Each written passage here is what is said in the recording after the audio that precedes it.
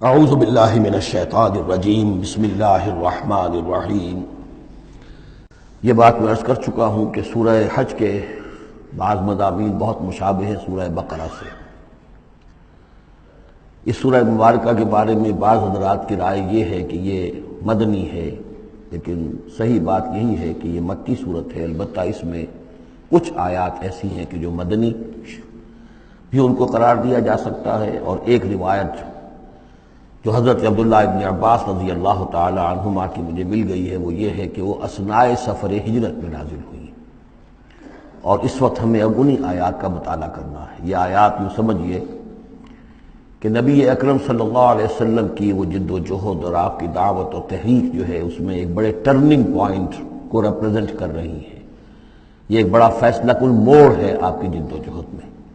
یہ مشابہت ذہن میں رکھیے کہ سورہ بقرہ میں بھی جہاں 23ویں رکوع میں تقریباً وسط ہے سورہ بقرہ کا، جس طرح یہ وسط ہے سورہ حج کا، وہاں بھی 23ویں رکوع میں رمضان مبارک اور روزے کی حکمتیں اور اس کے احکام کا بیان ہوا۔ 24ویں رکوع سے قتال فی سبیل اللہ اور اس کے ساتھ ہی حج کے دو جو رکوع ہیں مناسک حج پر مشتمل ہے۔ یہاں پر بھی آپ دیکھیے کہ مناسک حج پر 2 رکوع مشتمل تھے اور اس کے فوراً بعد قتال کی بات ہو رہی ہے۔ بڑا گہرا ربط ہے ان دونوں کے اندر، اس لیے کہ قتال فی سبیل اللہ کا جو سب سے پہلا ہدف تھا وہ یہی تھا کہ توحید کا مرکز کعبۃ اللہ، جو اصل میں خدا واحد کی عبادت کے لیے بنایا گیا تھا، اس وقت وہ مشرکین کے تسلط میں ہے اور انہوں نے اسے شرک کا اڈا بنایا ہوا ہے۔ تو گویا کہ اب پہلا جو فرض منصبی ہے امت مسلمہ کا وہ یہ ہے کہ اس مرکز توحید کو مشرکین کے تسلط سے واگزار کرا کے اسے واقعتاً توحید ہی کا مرکز بنا دیا جائے۔ اس اعتبار سے ظاہر بات ہے کہ جنگ ناگزیر ہے۔ یہ صرف واز سے ہونے والا کام تو نہیں تھا، اس کے لیے تو ظاہر بات ہے کہ طاقت کا استعمال ناگزیر تھا۔ اسی لیے مناسک حج کے ذکر کی فوراً بعد اب یہ تذکرہ ہو رہا ہے۔ یہ آیات میرے خیال میں اثناء سفر ہجرت میں نازل ہوئی۔ فرمایا ان اللہ یدافع عن الذین آمنوا، اللہ تعالیٰ مدافعت کرے گا اہل ایمان کی طرف سے۔ یعنی اب جو نیا دور شروع ہو رہا ہے جس میں کہ عام کانفلکٹ ہوگا، مسلح تصادم ہوگا، تو مسلمان اور اہل ایمان اپنے آپ کو اکیلا نہ سمجھے، بلکہ ان کی پشت پر اللہ ہے۔ ان کی طرف سے دفاع کرنے کے لیے اللہ تعالیٰ جو ہے وہ ان کی نصرت فرمائے گا۔ ان اللہ یدافع عن الذین آمنوا ان اللہ لا یحب کل خوان کفور، اللہ تعالیٰ کو بالکل پسند نہیں ہے یہ لوگ جو بہت خیانت کرنے والے ہیں اور ناشکرے ہیں۔ یہ کون ہیں؟ یہ قریش مکہ کہ جنہوں نے ایک طرف خیانت کی انتہا کر دی کہ توحید کے مرکز کو شرک کا اڈا بنا دیا۔ یہ امانت ہے ان کے پاس حضرت اسماعیل اور حضرت ابراہیم علیہ السلام کی، اور یہ تو اس لیے تعبیر کیا گیا تھا ربنا لیقیموا الصلاۃ، اور حضرت ابراہیم نے دعا کی تھی وجنبنی وبنی ان نعبد الاصنام، لیکن ان لوگوں نے خیانت کی ہے، ان کی وراثت کے اندر صحیح طرز عمل اختیار نہیں کیا بلکہ خیانت کی روش اختیار کی، اور کفور ہیں، بہت ناشکرے ہیں، اس لیے کہ اس گھر کی وجہ سے انہیں یہ حیثیت حاصل ہے کہ یہ مرکزی شہر بنا ہوا ہے پورے جزیرہ نما عرب کا۔ اس گھر کی وجہ سے انہیں ان کے قافلوں کو تحفظ حاصل ہے کہ ان کے اوپر کوئی حملہ نہیں کرتا، اور مشرق اور مغرب کی جو ٹریڈ ہے اس کے گویا کہ یہ ایک طرح سے پروپرائٹری ان کے پاس حقوق آ گئے، ایکسکلوسیو پروپرائٹری رائٹس، کہ ظاہر بات ہے کوئی اور قافلہ بچ کر جا نہیں سکتا قبائلی ریڈ سے اور حملے سے اور لوٹ مار سے، اور قریش کے قافلے کے اوپر کوئی حملہ کر نہیں سکتا، اسے کوئی چھو نہیں سکتا۔ تو اس گھر کی وجہ سے لإلاف قریش إِلَافِهِمْ رِحْلَةَ الشِّتَاءِ وَالصَّيْفِ فَلْيَعْبُدُوا رَبَّ هَذَا الْبَيْتِ۔ یہ جو ان کے قافلے سردیوں میں جاتے ہیں یمن کی طرف اور گرمیوں میں جاتے ہیں شام کی طرف، تو ان کو سمجھنا چاہیے کہ یہ ساری جو ان کی چلت پھرت ہے یہ تو اس گھر کے طفیل ہے، اس کی وجہ سے انہیں یہ پروٹیکشن حاصل ہے، اور انہوں نے ناشکری کی ہے۔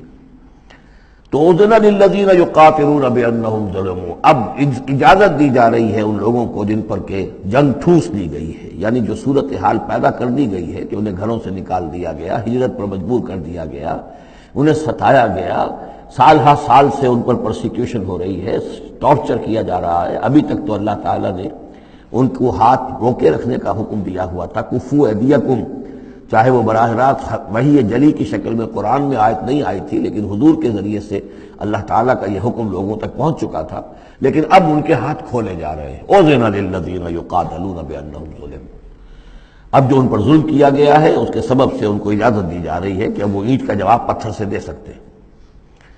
وَإِنَّ اللَّهَ عَلَىٰ نَصْرِهِمْ لَقَدِيرٌ، اور دوبارہ پھر تاکید کے ساتھ کہہ دیا کہ ان کو اپنے آپ کو اکیلے نہ سمجھیں، یقیناً اللہ تعالیٰ ان کی نصرت پر قادر ہے، ان کی مدد فرمائے گا۔ الذین اخرجوا من دیارہم، وہ لوگ کہ جو اپنے گھروں سے نکال دیے گئے۔ یہ سب کون تھے؟ مہاجرین جو تھے، یہ مکے سے جو نکلنے پر مجبور کر دیے گئے، اہل و عیال کو چھوڑ کر نکلنے پر مجبور ہوئے۔ الذین اخرجوا من دیارہم بغیر حق، جو نکال دیے گئے اپنے گھروں سے، اپنے علاقوں سے نا حق، الا ان یقولوا ربنا اللہ، صرف اس جرم کی پاداش میں کہ انہوں نے کہا ہمارا رب اللہ ہے، ہم صرف ایک اللہ کو مانتے ہیں اور دوسرے آلہہ کو، دوسرے معبودوں کو، دوسرے دیویوں اور دیوتاؤں جو تمہارے من گھڑت ہے، ہم ان کو تسلیم کرنے کو تیار نہیں۔ وَلَوْلَا دَفْعُ اللَّهِ النَّاسَ بَعْضَهُمْ بِبَعْضٍ، اور اگر اللہ تعالی بعض لوگوں کو بعض کے ذریعے سے دور نہ کرتا رہتا، یعنی زمین میں یہ مضمون آ چکا ہے، سورہ بقرہ کی آیت نمبر 251 میں بھی یہی مضمون آیا تھا، جب طالوت اور جالوت کی جنگ ہوئی تھی، اس کے بعد یہ بات آئی تھی کہ اللہ تعالیٰ وقتاً فوقتاً زمین کی صفائی کرتا رہتا ہے، کہ جو بڑے فاسد قسم کے لوگ ہوتے ہیں اور مفسد قسم کے لوگ ہوتے ہیں، فاسد کلچر ہوتا ہے، فاسد ثقافت ہو جاتی ہے، تو پھر کوئی نہ کوئی ایسی شکل ہوتی ہے کہ اللہ تعالیٰ ان کو ختم کر کے، ان کا استیصال کر کے، ان لوگوں کو کچھ لوگوں کے ذریعے سے دنیا سے نیست و نابود کر دیتا ہے۔ اگر ایسا نہ ہوتا رہتا، وہاں یہ الفاظ آئے تھے اگر ایسا نہ ہوتا رہتا تو لفسدت الارض، زمین میں تو فساد ہی فساد ہوتا۔ پھر یہاں فرمایا وَلَوْلَا دَفْعُ اللَّهِ النَّاسَ بَعْضَهُمْ بِبَعْضٍ لَهُدِّمَتْ صَوَامِعُ وَبِيَعٌ وَصَلَوَاتٌ وَمَسَاجِدُ يُذْكَرُ فِيهَا اسْمُ اللَّهِ كَثِيرًا، تو ڈھا دیے جاتے سارے خانقاہیں اور تکیے اور سارے گرجے اور کنیسے اور ساری سینیگوگز۔ صلوتا یہ عربی زبان کا لفظ ہے، صلاۃ ہی سے ہے، یہ عربی اور جیسا کہ میں نے عرض کیا ہے بارہا، عبرانی اور عربی زبان جو ہے یہ عبرانی زبان کا لفظ ہے صلوتا، اور عربی اور عبرانی جو ہیں یا تو سگی بہنیں ہیں، کسی ایک ہی زبان کی یہ دونوں نکلی ہوئی شاخیں ہیں، اور یا یہ کہ عبرانی ماں ہے اور عربی اس کی بیٹی ہے، یہ ان کے درمیان رشتہ ہے۔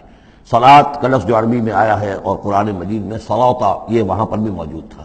ہمارے ہاں سلام ہے، ان کا شلام ہے، تو فرق اتنا ہی ہے، وہ شین کے ساتھ اور وہ بڑا اس کو گول کر کے شلام کہتے ہیں، باقی ہمارے یہاں سلام ہے، فرق اور خاص نہیں ہے۔ ان کا جو یوم کپور ہے وہ یوم کفارہ ہے، یوم کی طرح ہے، کپور پے اور فے، جیسا کہ میں نے آپ کو بتایا تھا ذوالکفل میں پے فے کی جگہ ہو جاتی ہے، تو یوم کپور ہے ان کے ہاں، یوم کفارہ۔ تو یہ تقریباً تمام جو اصطلاحات ہیں وہ بہت ایک دوسرے کے قریب ہیں۔ تو اگر ایسا نہ ہوتا کہ اللہ تعالیٰ کچھ لوگوں کو کچھ لوگوں کے ذریعے سے اس دنیا سے نیست و نابود کرتا رہتا، تو پھر تو یہ کہ کوئی عبادت گاہیں دنیا میں قائم ہی نہ رہتی۔ ظاہر بات ہے اپنے اپنے وقت میں یہ تمام عبادت گاہیں خدائے واحد کی عبادت کے لیے بنائی گئی تھی، ومساجد اور مسجدیں یذکر فیہا اسم اللہ کثیرا، جن میں کہ اللہ تعالیٰ کا نام کثرت سے لیا جائے۔ وَلَيَنصُرَنَّ اللَّهُ مَن يَنصُرُهُ، یہ بہت اہم ہے، یہ آیت کا ٹکڑا، اور یہ ہر شخص کو یاد کر لینا چاہیے۔ لازماً اللہ مدد کرے گا ان کی جو اس کی مدد کرتے ہیں، اس میں زیادہ زور ہے وَلَيَنصُرَنَّ اللَّهُ، عربی زبان میں اس سے زیادہ تاکید کا اسلوب نہیں ہے۔ فعل مضارع سے پہلے لام زبر کے ساتھ، لام مفتوح، اور آخر میں نون مشدد تشدید کے ساتھ۔